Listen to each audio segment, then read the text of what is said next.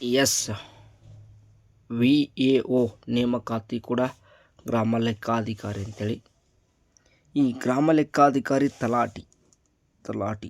ತಲಾಟಿ notification ಈಗಾಗಲೇ application ಕೂಡ start ಆಗಿದೆ.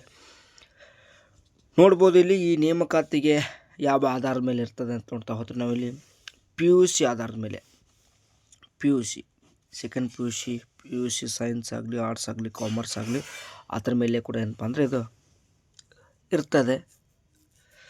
ನೋಡ್ಬೋದು ಇಲ್ಲಿ ಜಿಲ್ಲಾವಾರು ಹುದ್ದೆಗಳನ್ನು ವಿಂಗಡಣೆ ಮಾಡ್ತಾರೆ. ಬೆಂಗಳೂರು ಗ್ರಾಮಾಂತರ ಆಗಲಿ, ಬೆಂಗಳೂರು ನಗರ ಆಗಲಿ, ಬಾಗಲಕೋಟೆ ಆಗಲಿ, ಈ ರೀತಿ ಜಿಲ್ಲಾವಾರು ಏನಪ್ಪ ಅಂದರೆ ಹುದ್ದೆಗಳನ್ನು ವಿಂಗಡಣೆ ಮಾಡ್ತಾರೆ. ಇಲ್ಲಿ ಸಾಕಷ್ಟು ಹುದ್ದೆಗಳನ್ನು ವಿಂಗಡಣೆ ಮಾಡಿ ಪ್ರತಿಯೊಂದು ಜಿಲ್ಲೆಗೆ ಹುದ್ದೆಗಳನ್ನು ಹಂಚಿಕೆ ಮಾಡ್ತಾರೆ.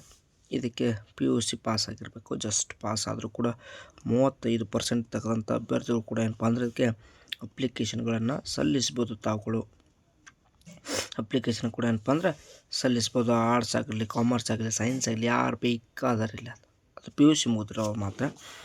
ನೀವೇನಾದರೂ PUCಲಿ 99 ಮಾಡಿದರೆ, 98 ಮಾಡಿದರೆ, 96 ಮಾಡಿದರೆ ಸೆಲೆಕ್ಷನ್ ಆಗುತ್ತಾ? ಇಲ್ಲ. ಯಾವುದೇ ರೀತಿಯ ಪರ್ಸೆಂಟೇಜ್ಗಳ ಆಧಾರದ ಮೇಲೆ ಏನಪ್ಪ ಅಂದರೆ ಇದು ಸೆಲೆಕ್ಷನ್ ಇರುವುದಿಲ್ಲ. ಇನ್ನು ಇದಕ್ಕೆ ಯಾರೆಲ್ಲ ಅಪ್ಲಿಕೇಬಲ್ ಆಗ್ತಾರಪ್ಪ ಅಂದರೆ PUC ಮತ್ತು ಡಿಪ್ಲೊಮಾ ಮುಗಿದಂಥ ಅಭ್ಯರ್ಥಿಗಳು ಏನಪ್ಪ ಅಂದರೆ ಅದಕ್ಕೆ ಅಪ್ಲಿಕೇಶನ್ಗಳನ್ನು ಸಲ್ಲಿಸ್ಬೋದು. ನಮ್ಮದು ಟೆಂತ್ ಮುಗಿದಿದೆ, ಇನ್ನು 10th ಅಭ್ಯರ್ಥಿಗಳು ಇಲ್ಲ. ಓನ್ಲಿ PUC ಮತ್ತು ಡಿಪ್ಲೊಮಾ ಮುಗಿದಂಥ ಅಭ್ಯರ್ಥಿಗಳು ಏನಪ್ಪ ಅಂದರೆ ಇದಕ್ಕೆ ಅಪ್ಲಿಕೇಶನ್ಗಳನ್ನು ಸಲ್ಲಿಸ್ಬೋದು. ಇನ್ನು ಇದಕ್ಕೆ ಏಜ್ ನೋಡ್ತಾ ಹೋದ್ರಿ ನಾವಿಲ್ಲಿ 18ರಿಂದ 40ವರೆಗೆ, 18 to 40 ಸಾಮಾನ್ಯ ಅಭ್ಯರ್ಥಿಗಳಿಗೆ. ಇನ್ನು 2A, 3B, 3A, 3B ಇವರಿಗೆಲ್ಲ ಏನಪ್ಪ ಅಂದರೆ 43 ಕೂಡ ಏನಪ್ಪ ಅಂದರೆ ವಯೋಮಿತಿ ಸಡಿಲಿಕ್ಕೆ ಇರ್ತದೆ. SC STದವ್ರಿಗೆ ಮತ್ತು ಪ್ರವರ್ಗ 1ದವ್ರಿಗೆ 45 45ರವರೆಗೂ ಕೂಡ ಏನಪ್ಪ ಅಂದರೆ ಅವ್ರಿಗೆ ಅವಕಾಶ ಇರ್ತದೆ ಅರ್ಜಿಯನ್ನು ಸಲ್ಲಿಸಲಿಕ್ಕೆ. ದಿ ಅಪ್ಲಿಕೇಶನ್ ಯಾವಾಗ ಸ್ಟಾರ್ಟ್ ಆಗ್ತದಪ್ಪ ಅಂದರೆ ಈಗಾಗಲೇ ಪ್ರಾರಂಭಗೊಂಡಿದೆ 11/07/2026. ಇನ್ನು ಕೊನೆಯ ದಿನಾಂಕ ಬಂದುಬಿಟ್ಟು 30/07/2026.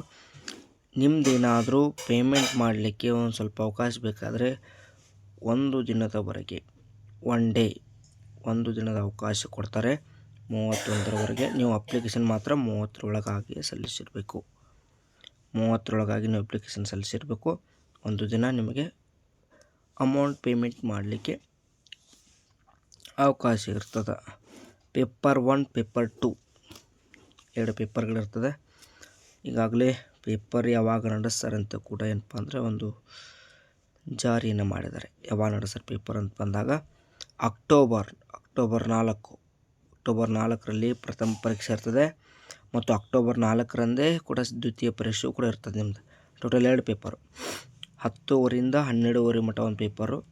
ಇನ್ನು 2:00ರಿಂದ 4:30ವರೆಗೂ, 2:30ರಿಂದ 4:30ರವರೆಗೆ ಮತ್ತೊಂದು ಪರೀಕ್ಷೆ ಇರ್ತದೆ.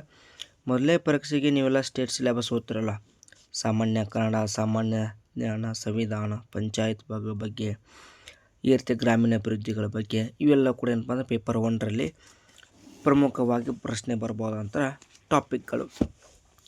ಇನ್ನು ಇದು ಆನ್ಲೈನ್ ಪರೀಕ್ಷೆ ಇರ್ತದೆ, ಇಲ್ಲ OMR ಮಾದರಿ ಇಲ್ಲಿ ಪರೀಕ್ಷೆ ಇರ್ತದೆ. ನೀವು ಏನು ಟಿಕ್ ಹಾಕಿ ಬರ್ತಿದ್ರಲ್ಲ, ಹೆಂಗೆ ಟಿಕ್ ಹಾಕೋದು 4ರಾಗ ಒಂದು ಹಂಗೆ OMR ಮಾದರಿಯಲ್ಲಿ ಏನಪ್ಪ ಅಂದರೆ ಇದು ಪರೀಕ್ಷೆ ಇರ್ತದೆ.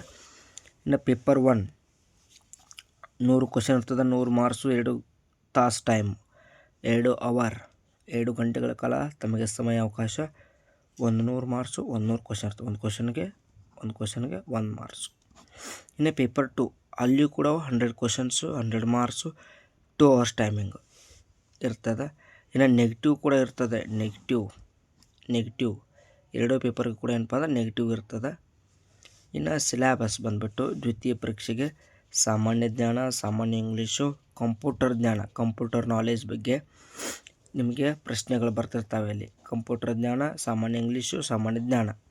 ಇನ್ನು ಇದಕ್ಕೆ ಫಿಸಿಕಲ್ ಇರ್ತದೆ, ಮೆಡಿಕಲ್ಲು, ಹೈಟು ಈ ರೀತಿ ಇರ್ತದೆ. ನೀವೇನಾದರೂ ಈ 2 ಪರೀಕ್ಷೆಗಳನ್ನು ಪಾಸ್ ಮಾಡಿದರೆ ಪರೀಕ್ಷೆಗಳನ್ನು ಪಾಸ್ ಮಾಡಿದರೆ ನಿಮಗೇನಾದರೂ ಮುಂದೆ ಫಿಸಿಕಲ್ ಇರ್ತದ, ಮೆಡಿಕಲ್ ಇರ್ತದ, ಹೈಟ್ ಇರ್ತದ, ಈ ಥರ ಎಲ್ಲ ಚೆಕ್ ಮಾಡ್ತಾರಾ? ಅದ್ರ ಬಗ್ಗೆ ಹೇಳ್ತೀನಿ ಒಂದು ನಿಮಿಷ.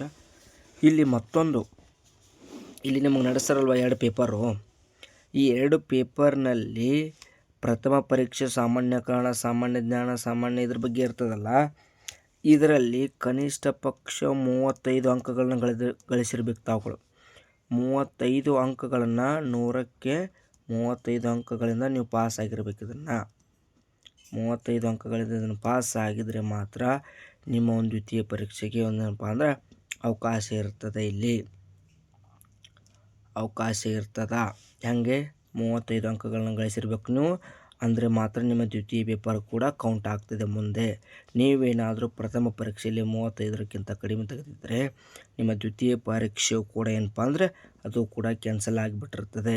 ಯಾವುದೇ ರೀತಿ ನಿಮ್ಮ OMR ಟಿಕ್ ಹಾಕಿ ಬಂದರೂ ಕೂಡ ಅದು ಯಾವುದೇ ರೀತಿ ಪರಿಗಣಿಸೋದಿಲ್ಲ. ಯಾಕಂದರೆ ನೀವು ಪ್ರಥಮ ಪರೀಕ್ಷೆಯಲ್ಲಿ ಕನಿಷ್ಠ ಪಕ್ಷ 35 ಅಂಕಗಳನ್ನ ಗಳಿಸಿರಬೇಕು.